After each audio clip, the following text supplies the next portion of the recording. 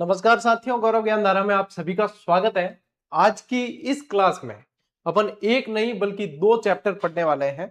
एक जो अपना चैप्टर बाकी रह गया था राजस्थानी साहित्य से संबंधित, जिसमें कुछ रचनाएं जो हैं वो बाकी रही थी। इसकी 3 क्लास मैं पहले ही दे चुका हूं आप लोगों को, ठीक है। तो इसकी ये चौथी क्लास है, आज इसकी 4th क्लास है। और इसके बाद में जस्ट बाद आप लोगों के चैप्टर है राजस्थान के प्रमुख पर्यटन स्थल।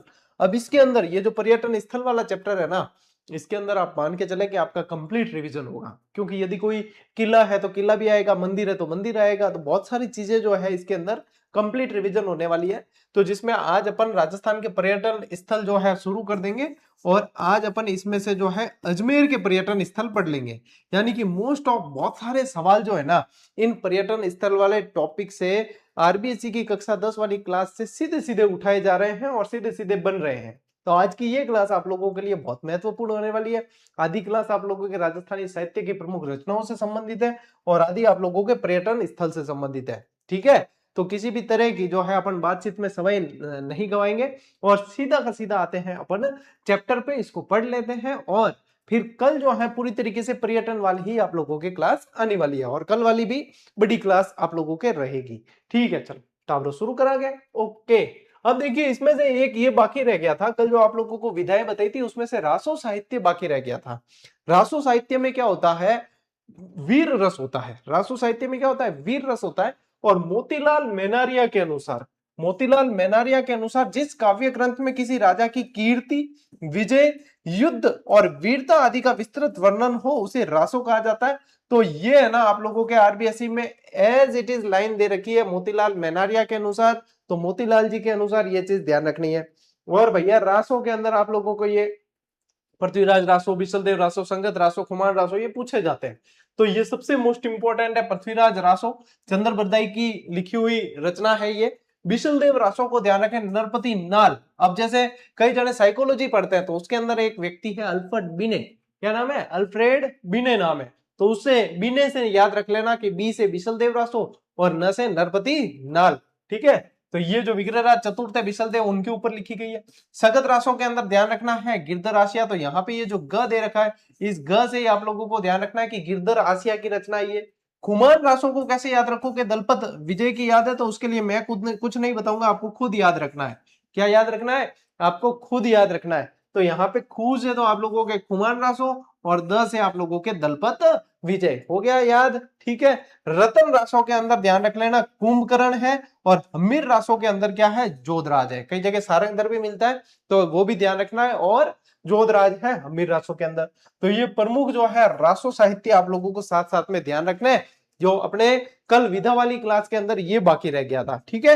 अब उसके अलावा फिर आधुनिक साहित्यकार की तरफ अपन फिर से बढ़ते हैं। स्क्रीनशॉट ले लो एक बार, फिर आगे बढ़ेंगे अपन, आगे बढ़ते हैं। और अब चलते हैं अपन साहित्यों की तरफ जो अपने बाकी रह गए थे। अब देखो आधुनिक कविता का पहला दौर और साहित्यिक पत्रिकाएं, यदि बात करें अपन तो राजस्थान की आधुनिक कविता का पहला दौर 7वें दशक के मध्य तक चला है। अब ये लाइनें भाई साहब ऐसे की ऐसे आजकल उठा रहा है एग्जामिनर, और ऐसे की ऐसे जो है कूट मिलान वाले और सुमेलित असुमेलित उनके अंदर डाल देते हैं। निम्न में से कौन से कथन सही नहीं है, ए सही है, ए और बी सही है, ए बी सी सही है, तो उसके अंदर ये लाइनें आती है। तो 7वां दशक ध्यान रख लेना आप कविता के मामले में, ठीक है। और प्रमुख साहित्यिक पत्रिकाएं, तो देखिए इस दौर में राजस्थानी भाषा में अनेक साहित्यिक पत्रिकाएं प्रकाशित होती रही है, जिनमें जैसे मरुवाणी हो गई आप लोगों के, जलम भौम, जानकारी, ओणमो, लाडेसर, हरावल, राजस्थली, इसरलाट, राजस्थानी एक हेलो, दीठ, चामड़, अपरंच, ये सारी। अब आप लोगों के आरबीएससी में कैसे ले रखी है पता, यूं लाइन लिख रखी है जो यूं ऐसे लगता है कि शब्द ऐसे भर गए जैसे भेड़ बकरियों की तरह भर गए। तो यहाँ पे आप लोगों को जो है व्यवस्थित तरीके से मैंने आप लोगों को बता दिया कि ये सारे जो है आप पढ़ लेना, और ऐसे नहीं पढ़ो तो यहाँ से पढ़ लेना, किताबों के ऊपर लिख दिए लो पत्रिकाओं पे, मरुवाणी, जलम भूम, जानकारी, ओड़मोल, लाडेसर, हरावल, राजस्थली, इसरलाट, राजस्थानी एक हेलो, दीठ, चामड़ और अपरंच, ये सारी की सारी आप रहे हैं ध्यान रखनी है, ठीक है। चलिए साहित्यिक पत्रिकाएं जो प्रकाशित हुई थी वो है, स्क्रीनशॉट ले लो, आगे बढ़ते हैं। इनके बाद देखो भाई साहब क्या आधुनिक कवि और उनकी रचनाएं। तो इस काल में निम्नलिखित रचनाओं से राजस्थानी साहित्य को नई ऊंचाइयां मिली है, और ये वाली अभी लास्ट जो एग्जाम हुआ था आपके, कौन सा हुआ था, स्कूल व्याख्या था या वनपाल, मिलान वाले प्रश्न आए थे उसके अंदर, ध्यान दिया हो तो पूरा का पूरा यहीं से ये प्रश्न बना था। अब इसमें क्या है, अब इसमें मिलान वाले आते हैं कि पारस अरोड़ा की रचना है जुड़ाव, गोवर्धन सिंह शेखावत की रचना है गांव, तो ग से आप लोगों को याद रह जाएगा, ग से गोवर्धन सिंह शेखावत और ग से गांव याद रह जाएगा। तेज सिंह जोधा की रचना है कटी की वेगो है, मारवाड़ी के अंदर है, कटी की वेगो है, ठीक है। और मणि मधुकर की रचना है सोजती गेट और पग फेरो, और दोनों ही मोस्ट इंपॉर्टेंट और न जाने कितनी बार एग्जाम में पूछी गई, सोजती गेट और पग फेरो, ठीक है। हरीश बादाणी की रचना है बोले सरनाटो, क्या है, बोले सरनाटो और बाथा में भूगोल, बोले सरनाटो और बाथा में भूगोल, ये है हरीश बदाणी की रचना है। चंद्र प्रकाश देवल की रचनाएं हैं पागी, कांवड़ और मार्ग, क्या है, पागी, कांवड़ और मार्ग, ये किसकी रचनाएं हैं, चंद्र प्रकाश देवल की रचनाएं हैं। अर्जुन देव चारण की रचना है रिंद रोही, अर्जुन देव चारण की रचना कौन सी है, रिंद रोही। और मालचंद तिवाड़ी की रचना है की उतरो है आबो, क्या है, की उतरो है आबो, इसी में से मिलान वाली दी थी। और वो भाई वही मैं कह रहा हूं कि वही शब्दों को भेड़ बकरी की तरह भरा हुआ है उसमें, लेकिन यहाँ पे ये जो तरीका होता है ना, ये बढ़िया है, ये याद हो जाती है। अब मान लो याद नहीं भी हो रही तो आप लोग क्या है कि किसी पेपर पे इस तरीके से लिख के, और जिस टेबल पे बैठते हो आप पढ़ने, वहां पे आपने चिट चिपका दी, आते फिरते चलते गए कि दिमाग में आपके रचना आई कि पागी किसकी रचना है। अब मान लीजिए याद नहीं भी आ रही आप लोगों को, तो आपने कागज जाके देख लिया कि आप देखा चंद्र प्रकाश देवल की रचना है, ठीक है। आपके दिमाग में आ गई कि बोले सरनाटो किसकी रचना है, फिर आपने जो याद नहीं आ रहा तो फिर देख लिया हरीश बदाणी, तो कभी दिमाग में ऐसे आ गई और फिर आपने एक बार देख लिया तो वो हमेशा के लिए स्थायी हो जाएगी। मान लीजिए कि रात को आप सो रहे हैं और आपको रात को सोते सोते आप चिंतन मनन कर रहे हैं, और आपको जो है अचानक से सोने से पहले एक रचना कोई दिमाग में आ गई कि सोचती गेट किसकी रचना है, कि सोचती गेट किसकी रचना, आप याद नहीं आ रही, कोशिश कर रहे हैं, याद आ जाए तो बढ़िया है, तो विचलित नहीं होते, याद नहीं आ रही विचलित हो रहे तो तुरंत उठे और उसे जो है चेक कर ले वापस कि सोचती गेट मणि मधुकर की रचना है, बस देख लिया, अब वो हो गई आप लोगों के स्थायी। अब वो भले कितने ही साल हो जाए वो आप फिर भूलोगे नहीं। तो ऐसी चीजें जब आपके दिमाग में आती तो उनका त्वरित जो है समाधान कर लिया करें, त्वरित जो है एक बार पता कर लिया करें, ये याद रखने के तरीके होते हैं, ठीक है। तो टिप्स के अंदर ये आप लोगों को ध्यान रखना है, स्क्रीनशॉट ले लो। चलो भाई साहब, अब देखो प्रमुख गद्यकार, कहानीकार और उनकी कृतियां जो आप लोगों के आरबीसी दे रखी है वो देख लेते हैं। शिवचंद्र भरतिया का बहुत विशेष रोल रहा है, इन्हें राजस्थानी का प्रथम आधुनिक गद्यकार कहा जाता है, इन्हें क्या कहा जाता है, राजस्थानी के प्रथम आधुनिक गद्यकार कहा जाते हैं। अब देखो प्रथम पे आए अपन, उससे पहले मैं आप लोगों को जो है, चलिए अपने जीजीडी फैक्ट दिया था एक, वो प्रथम प्रथम वाली रचनाएं जो है मैंने शामिल की है क्लास के अंदर, वो देख लेते हैं अपन प्रथम वाली रचनाएं। क्योंकि अब देखो शिवचंद्र भरतिया नाम आया, अब शिवचंद्र भरतिया की आप लोगों को 3 रचनाएं ध्यान रखनी है जो प्रथम स्थान रखती है। तो यहाँ पे ध्यान देना, भारतेश्वर बाहुबली घोर वज्रसेन सूरी की रचना है जो राजस्थान की प्राचीनतम रचना मानी जाती है, ठीक है। और भारतेश्वर बाहुबली रास ये शालिभद्र सूरी की है, घोर आ जाए तो वज्रसेन सूरी की है, रास आ जाए तो शालिभद्र सूरी की है। और ये जो शालिभद्र सूरी की रचना है ये संवतोलेख वाली प्रथम राजस्थानी रचना है। मोस्ट इंपोर्टेंट, अचलदास खींचीरी वचनिका, कल वचनिका साहित्य के अंदर अपन ने पढ़ा शिवदास गार्डन की रचना है, और वचनिका शैली का प्रथम सशक्त रचना माना जाता है इन्हें, ठीक है। कनक सुंदरी, केसर विलास और विश्रांत प्रवास, ये तीनों की तीनों जो है आप लोगों की शिवचंद्र भरतिया की रचना है। अब आप लोगों के आरबीएससी की किताब के अंदर सिर्फ यह दे रखा है कि शिवचंद्र भरतिया आधुनिक गद्यकार के पहले जो है साहित्यकार माने जाते हैं, ठीक है, आधुनिक गद्य के। लेकिन ये रचनाएं देनी चाहिए, तो ये आपको ध्यान रखनी है कि ये देखो, एक तो कनक सुंदरी शिवचंद्र भरतिया की रचना है जो राजस्थानी भाषा का सर्वप्रथम उपन्यास माना जाता है, ठीक है। फिर केसर विलास ये भी इनकी रचना है जो प्रथम राजस्थानी नाटक है, जो प्रथम राजस्थानी नाटक है। और विश्रांत प्रवास जो है वो प्रथम राजस्थानी कहानी है। तो ये तीनों रचनाएं किसकी है, शिवचंद्र भरतिया की है, किसकी है, शिवचंद्र भरतिया की।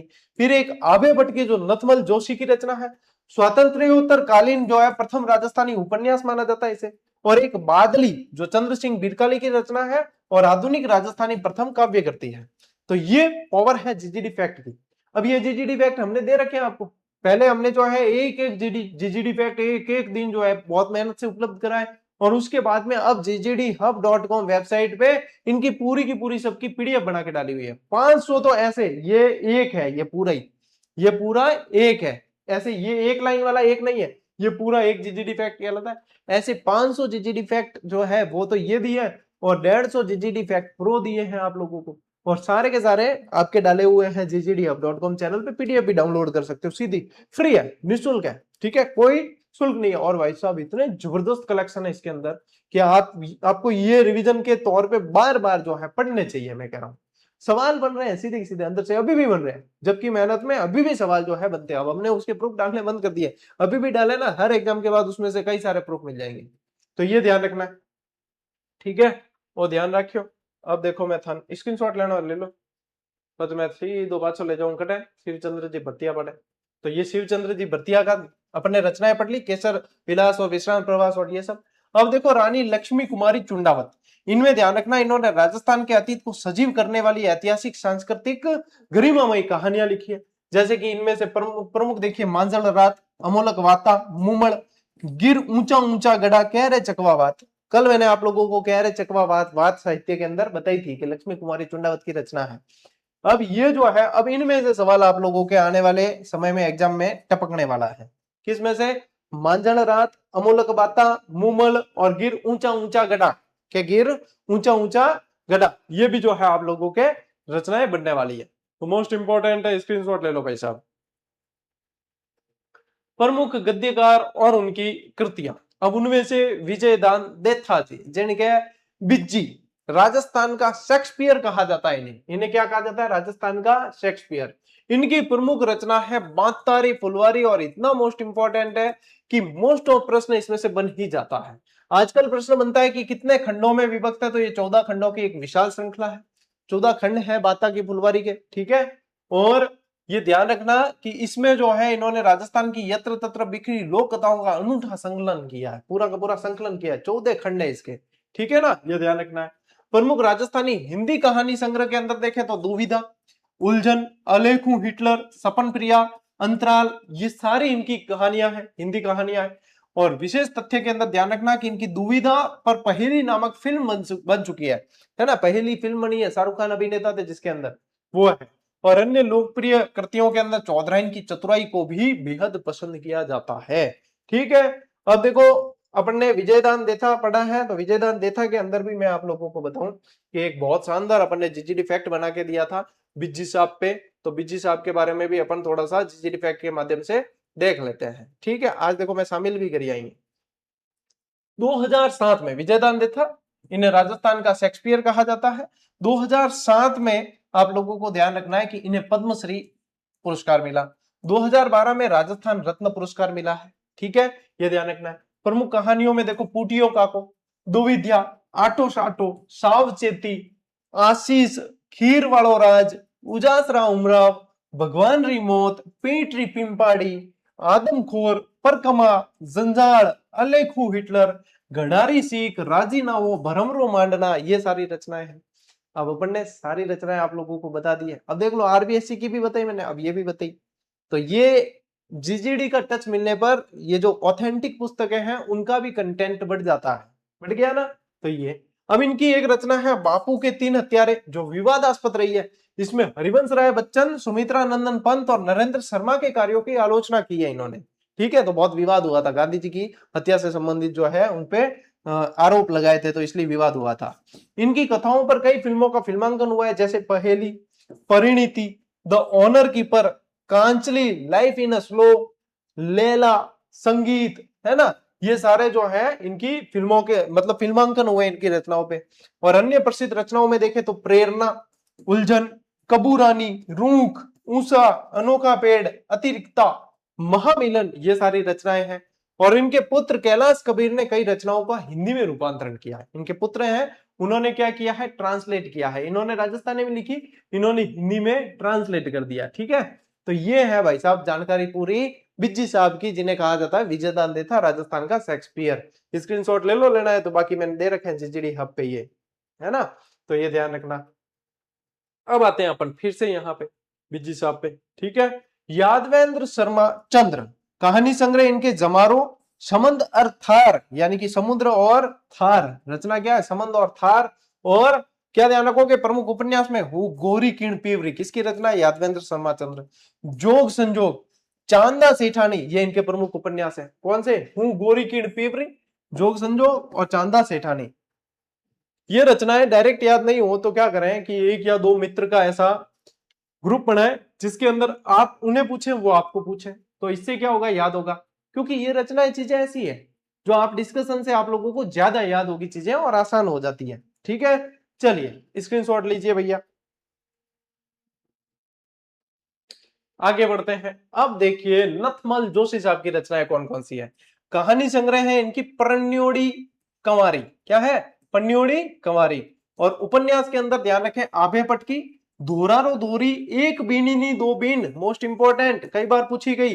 ये सभी बहुत प्रसिद्ध रचनाएं। कौन कौन सी? आभे पटकी, कौन सी है ये? आभे, आभे पटकी, धोरारो धोरी और एक बीननी दो बीन, क्या है? एक बिंदनी और दो बिंद, रचना है ये। ठीक है, और अन्य देखो, अन्य प्रसिद्ध कहानीकार में देखोगे तो डॉक्टर नरसिंह राज पुरोहित, अन्नाराम सुदामा, रामेश्वर दयाल श्रीमाली, मनोहर शर्मा, सांवरदैया, ये सारे भी जो है प्रसिद्ध कहानीकार रहे हैं आधुनिक काल के। ठीक है, तो ये प्रमुख उपन्यासकार है, कहानीकार है जो आधुनिक काल में इन्होंने रचनाएं की है और राजस्थानी साहित्य को सशक्त बनाया है। ठीक है भाई साहब, लीजिए स्क्रीनशॉट,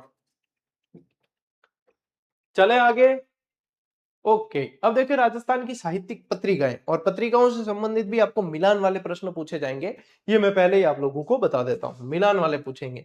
देखो राजस्थान की साहित्यिक पत्रिका का जो है इतिहास अत्यंत वैभवपूर्ण रहा है। साहित्यिक, लघु और अनियतकालीन पत्रिकाओं ने राजस्थान के लेखन में गति दी है। हिंदी प्रदेशों में साहित्यकारों को एक मंच प्रदान किया और मेन जो चीज है वो ये है, पत्रिकाएं और उनके संपादक और उनके स्थान। जैसे वातायन, इसका संपादन कहां से हुआ? बीकानेर से हरीश बदाने ने किया। लहर, ये अजमेर से प्रकाश जैन ने किया। और ये भरतपुर से विजेंद्र ने किया। संबोधन, ये काकरोली से कमर मेवाड़ी ने किया। कविता, ये अलवर से भागीरथ भार्गव ने किया। बिंदु, ये उदयपुर से अनेक लेखकों को गंभीर और स्तरीय मंच दिया है। संप्रेषण, ये चंद्रभानु भारद्वाज और मधु माधवी नलिनी उपाध्याय। तो इनमें भी देखो याद तो करने पड़ेंगे, लेकिन एक बार जो है व्यवस्थित तरीके से आपके पास लिखे हुए होंगे ना तो अच्छे से याद हो जाएंगे। नहीं एक कंटिन्यू जैसे साथ में जो है भर के मैटर लिखा हुआ है तो वो याद करने में थोड़ी सी परेशानी होती है, अंडरलाइन करके भी कितना करोगे। ये व्यवस्थित तरीके से है तो आप लोगों को अच्छे से याद हो जाएगी चीजें। ठीक है, लीजिए स्क्रीनशॉट, आगे बढ़ाएंगे। अब देखिए अकादमियों की भूमिका और अन्य पत्रिकाएं, जैसे कि मधुमती राजस्थानी साहित्य अकादमी की प्रमुख पत्रिका है जिसने राज्य में साहित्यिक वातावरण बनाने में योगदान दिया है। तो इसमें क्या पूछते हैं कि ये कहाँ की है, तो ये राजस्थानी साहित्य अकादमी की पत्रिका है। जागती ज्योत, इसको मोस्ट इंपॉर्टेंट कर देना, ये राजस्थानी भाषा साहित्य और संस्कृति अकादमी बीकानेर की पत्रिका है। कहाँ की है? राजस्थानी भाषा साहित्य और संस्कृति अकादमी बीकानेर की। एक हरावल है जो सत्यप्रकाश जोशी द्वारा रचित पत्रिका है। एक ओलिव है जो किशोर कल्पनाकांत द्वारा रचित है। एक मरुवाणी है जो कवि चंद्र सिंह द्वारा रचित है। ठीक है, तो ये सारी रचनाएं जो है राजस्थानी साहित्य को एक मजबूती देती है और इनके माध्यम से जो बहुत सारा जो है रचनाओं पे, संस्कृति पे, इतिहास पे जीवंत प्रकाश देखने को मिलता है। ठीक है, तो ये ध्यान रखना आपको, लीजिए स्क्रीनशॉट।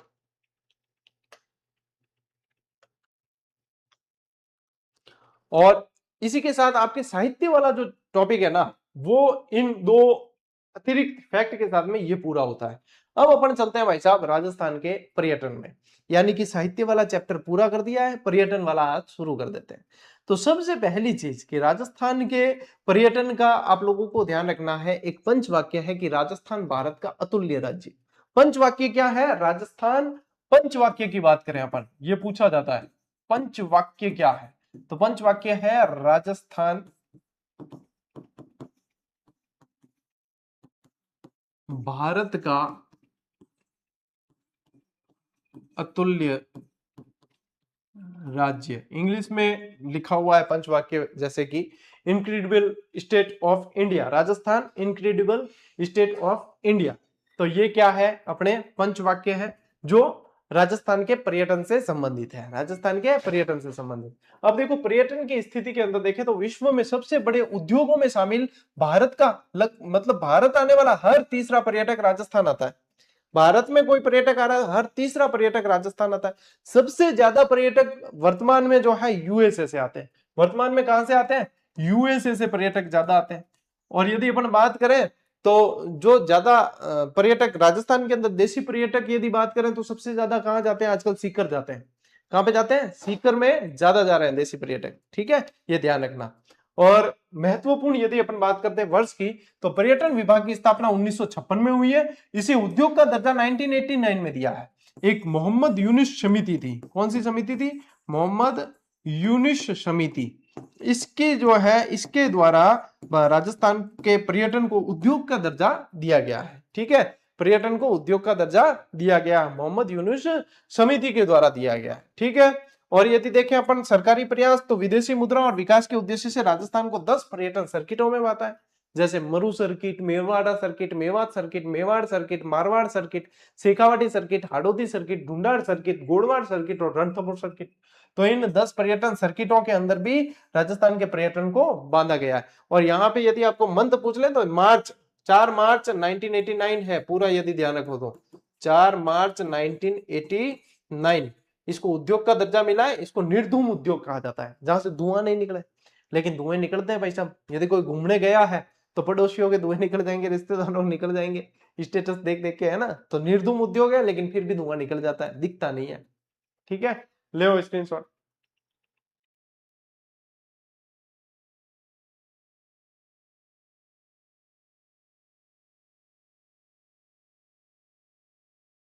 चले आगे बढ़े। अब आते हैं आपके पर्यटन वाला जो चैप्टर दे रखा है आरबीएससी के अंदर, है ना, आरबीएससी वाली किताब के अंदर। इसमें क्या है कि हर जैसे कि जिला दे दिया और उस जिले के प्रमुख प्रमुख पर्यटन स्थान दे दी, उनकी विशेषता दे दी। बढ़िया है, ये अच्छा लगता है पढ़ने में। अपन ने इसको और भी व्यवस्थित नोट्स के माध्यम से तैयार किया पूरी तरीके से, और बहुत अच्छी तरीके से अपन इनको पढ़ लेते हैं। जिसमें आज अपन पढ़ने वाले हैं अजमेर। आज अपन क्या पढ़ रहे हैं? अजमेर। अजमेर यदि देखा जाए तो राजस्थान के सेंटर में आता है। अजमेर को राजस्थान का मक्का कहा जाता है, राजस्थान का हृदय भी कहा जाता है। क्या ध्यान रखोगे? राजस्थान का हृदय भी कहा जाता है, अंडों की टोकरी कह दिया जाता है अजमेर को, क्योंकि अंडा उत्पादन बहुत ज्यादा होता है। तो ये विशेषता थोड़ी सी अजमेर की भी आप लोगों को ध्यान रखनी है, ठीक है। अब देखो यहाँ की जो इमारत है, 2.5 दिन का झोपड़ा। और भाई साहब इतने प्रश्न बनते हैं इससे कि कोई लिमिट ही नहीं। 2.5 दिन का झोपड़ा जो है, यदि आप देखें तो एक संस्कृत विद्यालय था पहले। क्या था? संस्कृत विद्यालय। जो चौहान शासक है विग्रहराज चतुर्थ, यदि चौहानों के अंदर स्वर्ण काल देखा जाए ना, तो विग्रहराज चतुर्थ का काल था। इन्हें बिशल देव के नाम से जाना जाता है। विग्रहराज चतुर्थ ने एक संस्कृत महाविद्यालय बनवाया था यहाँ पे अजमेर के अंदर। उस संस्कृत महाविद्यालय को जो है मोहम्मद गौरी के सेनापति कुतुबुद्दीन ऐबक ने तुड़वा कर और 2.5 दिन के झोपड़े में बदल दिया। और उसमें फिर इल्तुतमिश ने और बहुत सारे जो है उनकी शोभा बढ़ाने के लिए काम किया उसके अंदर। आज भी जो है संस्कृत विद्यालय के अवशेष वहां पे देखने को मिल जाते हैं। और दो मान्यता है कि इसको 2.5 दिन का झोपड़ा क्यों कहा जाता है। एक मान्यता तो यह है कि इसे 2.5 दिन में ही तैयार करवा दिया था। अब पहले से कोई इमारत बनी हुई है, उसको जो है ये दरगाह का रूप दे दिया इस तरीके से, है ना, मकबरे का रूप दे दिया, ये है। दूसरी मान्यता है कि यहाँ पे 2.5 दिन का पंजाब शाह का उर्स बढ़ता है, यानी सूफी संतों के याद में भरने वाले मेले उर्स कहलाते हैं। और 2.5 दिन का पंजाब शाह का उर्स बढ़ता है, इसलिए इसे 2.5 दिन का झोपड़ा कहा जाता है, ठीक है। 2.5 यानी कि 2.5, ठीक। तो ये बात है जो आपको ध्यान रखनी है, यही दे रखी है आरबीएससी किताब में, यही पूछी जाती है। चलिए नोट्स कैसे बनाओगे? मूल रूप से विग्रहराज चतुर्थ द्वारा निर्मित संस्कृत महाविद्यालय, ये प्रश्न बन चुका है, ठीक है। क्या था, किसने बनाया ये?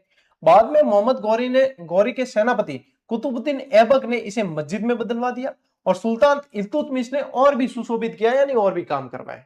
ये हिंदू इस्लामिक स्थापत्य का अनूठा नमूना है, क्योंकि हिंदू स्थापत्य देखे तो संस्कृत महाविद्यालय था, है ना। हरिकेली नाटक की पंक्तियां मिलती है यहाँ पे लिखी हुई, हरिकेली नाटक की पंक्तियां भी यहाँ पे लिखी हुई मिल जाती है, ठीक है, ये ध्यान रखना। नामकरण के 2 मत है, मैंने आपको बताया। इसे मंदिर से मस्जिद में बदलने में मात्र 2.5 दिन लगे, इसलिए एक मत तो ये है। दूसरा मत है कि मराठा काल में यहाँ पंजाब शाह बाबा का 2.5 दिन का उर्स लगता था, इसलिए भी इसे 2.5 दिन का झोपड़ा कहा जाता है।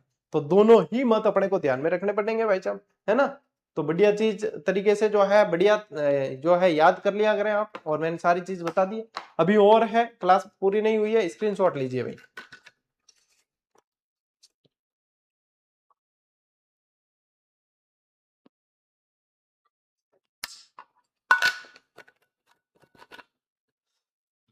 ठीक है टाबरों, आगे बढ़ो आगे बढ़ो। अब चलते हैं अपन ख्वाजा साहब की दरगाह। ख्वाजा साहब मोइनुद्दीन चिश्ती की दरगाह, ख्वाजा साहब मोइनुद्दीन चिश्ती की दरगाह। गरीब नवाज के नाम से इन्हें जाना जाता है। और भारत का मक्का भी इसीलिए अजमेर को कहा जाता है। यहाँ पे इनका ये जो है बहुत जबरदस्त जो है इनकी यहाँ पे दरगाह बनी हुई है। अब देखो, ख्वाजा मोइनुद्दीन चिश्ती की दरगाह सभी धर्मों की आस्था का केंद्र है। यहाँ लोग मन्नत मांगने और चादर चढ़ाने आते हैं। सभी, जैसे मुस्लिम संप्रदाय के लोग ज्यादा आते हैं, लेकिन और भी संप्रदाय के लोग जाते हैं। अब यहाँ पे आप लोगों को जो इंपॉर्टेंट चीज है वो यहाँ के 3 दरवाजे हैं। बहुत कम किताबों में तीनों दरवाजों का जिक्र एक साथ देखने को मिलेगा, लेकिन आरबीएससी की पुस्तक में दे रखा है। और भाई साहब मैं कह रहा हूं, ये पर्यटन वाला टॉपिक आप किसी भी कंडीशन में कोई भी एग्जाम दे रहे हो मिस मत करना, क्योंकि पर्यटन वाले टॉपिक के अंदर ये इस तरीके से दे रखा है आरबीएससी में कि दबा के प्रश्न बन रहे हैं भाई, है ना। तो पहला दरवाजा मोस्ट इंपॉर्टेंट, जिसे निजाम दरवाजा कहा जाता है। अब हैदराबाद में राजा होते हैं, वो क्या है, हैदराबाद के नवाब निजाम थे, तो हैदराबाद के नवाब द्वारा निर्मित है और मुख्य द्वार है ये। हैदराबाद के नवाब द्वारा निर्मित है, निजाम द्वारा निर्मित है, ठीक है। तो निजाम द्वार कह दिया इसे। एक शाहजहानी दरवाजा है जो मुगल सम्राट शाहजहां द्वारा बना हुआ है, और एक बुलंद दरवाजा है, और ये बुलंद दरवाजा सबसे मोस्ट इंपॉर्टेंट है। बुलंद दरवाजा जो है सुल्तान महमूद खिलजी द्वारा बनाया गया। तो ये तीनों ही दरवाजे ध्यान रखना है, निजाम दरवाजा, शाहजहानी दरवाजा और बुलंद दरवाजा, ठीक है, ये तीनों ध्यान रखना है। और क्या ध्यान रखोगे, यहाँ पे 2 बड़ी देग है, देग यानी प्रसाद पकाने की जो बड़ी बड़ी जो है कढ़ाई है, ये कह सकते हो आप। तो 2 बड़ी देग है, यानी तांबे के बड़े कड़ा है, ठीक है, तांबे के बड़े कड़ा है। उर्स के दौरान झंडा चढ़ाने के बाद बड़ी देग, जिसकी क्षमता कितनी है, 4800 किलो, 4800 किलो अनाज पक सकता है इसके अंदर, 4800 किलो। और छोटी देग जिसकी क्षमता 2240 किलोग्राम प्रसाद पकाया जाता है। और मैं आप लोगों को बता दूं कि बड़ी देग यहाँ पे जो है अकबर ने बनवाई, किसने, अकबर ने। और छोटी देग जो है वो जहांगीर ने बनवाई, वो किसने, जहांगीर ने बनवाई। और लोग बहुत सारे जैसे अनाज वगैरह चढ़ाते ही है, साथ ही साथ क्या है, बहुत सारे जो है जैसे कि धन दौलत वगैरह गहने वगैरह वो भी इसके अंदर देखने को मिलते हैं। मैं गया था एक बार तो मैंने देखा, मैंने जबरदस्त है। जब प्रसाद पकता है तो अंदर जो है आदमी उतर के और उस तरीके से जो है इनको पकाया जाता है, और व्यवस्थित जो इतना बहुत जबरदस्त। ये तो इसमें चित्र में तो छोटे दिख रहे हैं, बहुत बड़े हैं ये तो क्या है, ये चित्र ऐसे ही आए तो बहुत बड़े हैं, यूं ऊपर से देखना पड़ता है तब जाके वो इतनी बड़ी बड़ी कढ़ाई है अंदर, ठीक है। तो ये कहाँ है, ख्वाजा साहब की दरगाह के अंदर, लीजिए स्क्रीनशॉट, ठीक है। अब देखो आना सागर झील, आना सागर झील निर्माण, यह एक कृत्रिम झील है, और इसका निर्माण राजा अजयराज चौहान के पुत्र अर्नोराज, किसने करवाया, अर्नोराज चौहान ने करवाया। इन्हें अन्ना जी के नाम से भी जाना जाता था, अन्ना जी या आना जी कह दिया करते थे, या क्या कहते थे, आना जी। और इन्हीं के नाम से जो है आना सागर नाम पड़ा है, इन्हीं के नाम से क्या पड़ा है, आना सागर।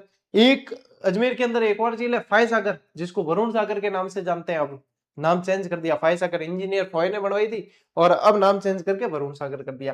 प्रमुख स्मारक देखिए यहाँ पे, इस झील के निकट मुगल सम्राट जहांगीर द्वारा निर्मित दौलत बाग है, जहांगीर ने दौलत बाग का निर्माण करवाया है यहाँ पे, ठीक है, एक बगीचा है। और सम्राट शाहजहां द्वारा जो है आपको ध्यान रखना है, यहाँ निर्मित मार्बल की 5 बारह दरिया है। बारह दरिया क्या है, एक तरीके से दरवाजे हो जाते थे।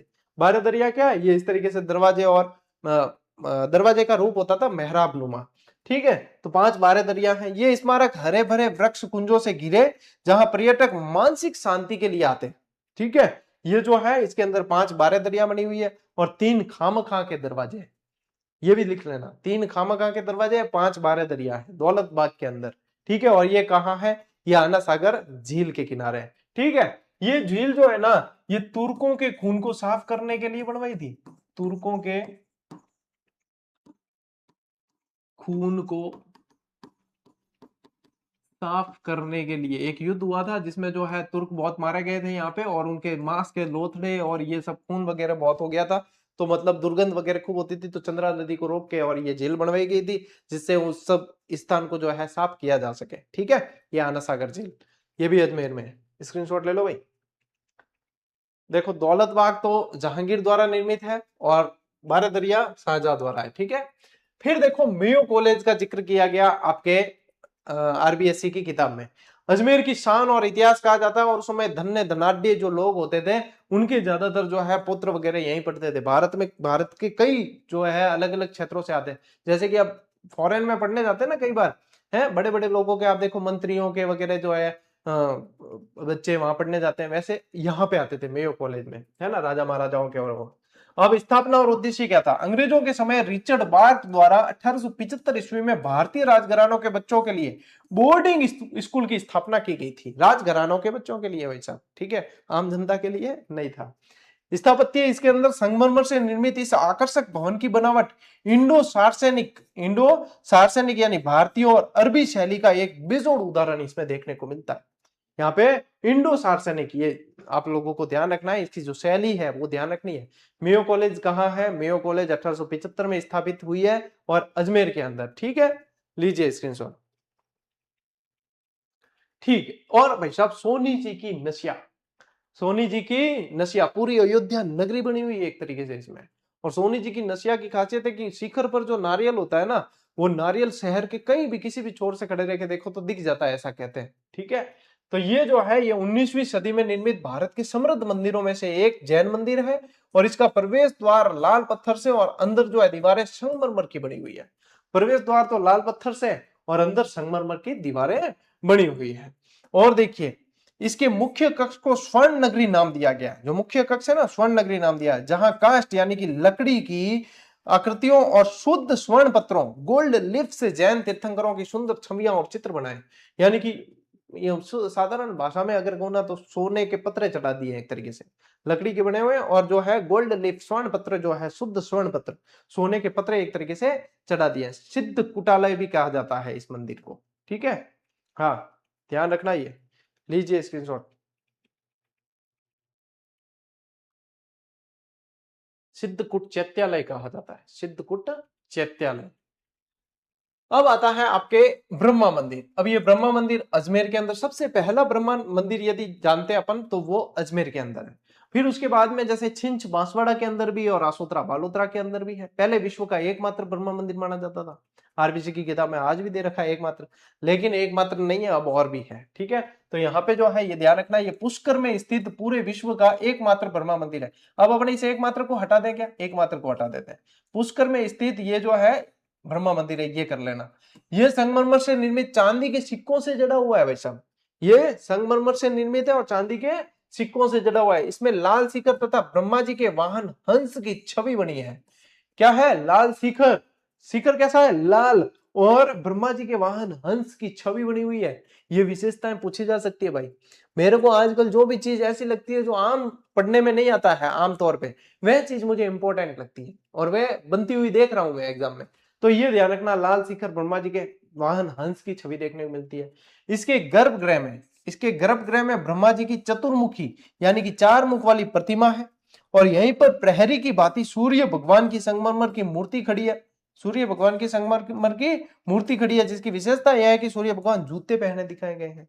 जूते पहने हुए सूर्य भगवान की संगमरमर की मूर्ति है, ठीक है। तो विश्व प्रसिद्ध मूर्ति है ये भी, जूते पहने हुए। ये ब्रह्मा मंदिर जो पुष्कर के अंदर है उनकी विशेषता है, और विशेषताओं संबंधित मैं जहां तक समझता हूं पूछ सकते हैं भाई प्रश्न, ठीक है। ले स्क्रीनशॉट। अब इन ब्रह्मा मंदिर के जस्ट पीछे की साइड जो है सावित्री मंदिर भी बना हुआ है। क्या बना हुआ है? सावित्री मंदिर भी है। यह ब्रह्मा मंदिर के पीछे एक ऊंची पहाड़ी पर स्थित है। सावित्री जी ब्रह्मा जी की पहली पत्नी थी। सावित्री जो है ब्रह्मा जी की पहली पत्नी थी। यहां पहुंचने के लिए सुविधाजनक सीढ़ियां और रोप वे की भी सुविधा है। और ऊपर से नीचे की ओर झील, मंदिर और रेत के टीलों का विहंग दृश्य दिखाई देता है, ठीक है। जब ऊपर जाते हैं, रोप वे से जाते हैं तो बहुत जबरदस्त जो है दृश्य दिखता है। एक किंवदंती है पुरानी। वो क्या है? ब्रह्मा जी ने पुष्कर में यज्ञ करने के लिए गायत्री से दूसरा विवाह किया। इससे नाराज होकर पहली पत्नी सावित्री ने उन्हें श्राप दिया। गायत्री से दूसरा किया तो सावित्री ने श्राप दिया, जिसके फलस्वरूप पूरे विश्व में ब्रह्मा जी का केवल एक ही मंदिर है। ये श्राप दिया था कि आपकी मूर्ति जो भी स्थापित करेगा उसकी जो है अगला सूर्य देखने से पहले पहले मृत्यु हो जाएगी, इसलिए जो प्राण प्रतिष्ठा करेगा उसकी मृत्यु हो जाएगी, तो इसलिए कम हुए मंदिर। फिर बाद में जो है छिंच बांसवाड़ा और आसोतरा बालोतरा वगैरह ये मंदिर भी बने हैं, ठीक है। तो ये यहाँ पे किंवदंती है एक, तो ये ध्यान रखना। झील का दृश्य दिखता है, रेत के टीले दिखते हैं, ठीक है। लीजिए स्क्रीनशॉट। आगे बढ़ते हैं। और पुष्कर झील जो आप लोगों को ध्यान रखना है एक तरीके से अर्धचंद्राकार झील है। कैसी है? अर्धचंद्राकार। जिसे तीर्थराज और तीर्थों का मामा भी कहा जाता है। इसे क्या कहा जाता है? तीर्थराज या तीर्थों का मामा कहते हैं। प्रयागराज का गुरु कहा जाता है, ठीक है ना। प्रयागराज का गुरु कहा जाता है। पुष्कर को तीर्थराज के नाम से जाना जाता है और तीर्थ स्थलों का राजा भी कहते हैं। मान्यता की सरोवर में डुबकी लगाने से तीर्थ यात्रा संपन्न मानी जाती है, पापों का नाश हो जाता है। ये 52 घाट झील है ये यहाँ पे, क्योंकि यहाँ पे 52 घाट बने हुए अलग अलग। और यहाँ पे जो है भैया दीपदान की बड़ी महत्ता है। दीपदान कार्तिक पूर्णिमा को कब किया जाता है? दीपदान किया जाता है कार्तिक पूर्णिमा को। कब? कार्तिक पूर्णिमा को दीपदान किया जाता है। और ऐसी की ऐसी परंपरा कोलायत झील बीकानेर के अंदर भी है। कोलायत बीकानेर के अंदर भी है। यह झील अर्ध गोलाकार है, यानी कि आप कह सकते हो अर्ध चंद्राकार, अर्ध चंद्राकार है एक तरीके से, ठीक है। और ये जो है आपको ध्यान रखना लगभग 9 से 10 मीटर गहरी है और 500 से अधिक मंदिरों और 52 घाटों से घिरा हुआ है ये सरोवर। 500 से अधिक यहाँ पे मंदिर है और 52 घाट है। तो इन शॉर्ट 500 मंदिर, 52 घाट, 9 से 10 मीटर गहराई है यहाँ, ठीक है। चलिए स्क्रीनशॉट ले लीजिए भाई। 12 घाट भी है यहाँ पे, वराह घाट भी है और 52 घाट है, ठीक है। गऊ घाट, गांधी घाट, बहुत सारे घाट हैं। चलो भाई, इसके साथ ही आपकी आज की क्लास पूरी हुई और पर्यटन से संबंधित जैसे जैसे चीजें आएगी तो ये मान के चलें कि आप एक तरीके से कंप्लीट रिवीजन आप लोगों के होगा। और इसके बाद में आप लोगों के कौन सा टॉपिक है? व्यक्तित्व वाला टॉपिक है शायद। इसके बाद में एक आध ही टॉपिक बचता है कक्षा 10 की किताब में और वह व्यक्तित्व वाला टॉपिक है शायद। तो अब अपन कक्षा 10 की किताब को बहुत जल्द पूरी करने वाले हैं। मैं कोशिश करूंगा कि पर्यटन वाली जो ये चैप्टर है जो बहुत बड़ा है तो वो 2 क्लास और लगे और कंप्लीट हो जाए। उसके बाद में व्यक्तित्व वाला चैप्टर रहेगा। 10वीं की किताब ही बड़ी है, उसके बाद में इतनी बड़ी किताबें नहीं, 6ठी 7वीं 8वीं और ये इतना चैलेंजिंग नहीं है। सबसे बड़ी किताब 10वीं की, आप देख रहे हो 52 क्लासें हो गई है। 52 घाट झील कहा जाता है पुष्कर को और अपने 52 क्लास हो गई है कक्षा 10 की। इतना एफर्ट किसी ने 52 क्लास देकर जो है इस तरीके से नहीं पढ़ाया डिटेल के साथ, है ना। शॉर्टकट में सभी कर देते कि हाँ हो गई, लेकिन इस तरीके से नोट्स बनाने किसी ने भाई मान लीजिए कि किसी बहुत कम होंगे विद्यार्थी जिन्होंने कॉपी मेंटेन करके पूरे नोट्स बनाए होंगे, लेकिन कई मेहनती ऐसे भी है जिन्होंने कॉपी मेंटेन करके बनाए होंगे। तो बहुत शानदार कलेक्शन आएगा। अब उन्हें क्या करना होगा कि उन्हें जो है आरबीएससी की किताबों को छूने तक की आवश्यकता नहीं, उनके पास में वो सारी डिटेल तो है ही, विद एक्स्ट्रा डिटेल भी उनके पास सारी की सारी एक्स्ट्रा डिटेल के साथ है। और उन्हें जो है आरबीएससी का ये भय अब नहीं सताएगा। तो आज की ये क्लास भैया यहीं पे संपन्न होती है। अब अपन मिलेंगे अगली क्लास में, अगले वीडियो में। तब तक के लिए राम राम, जय हिंद।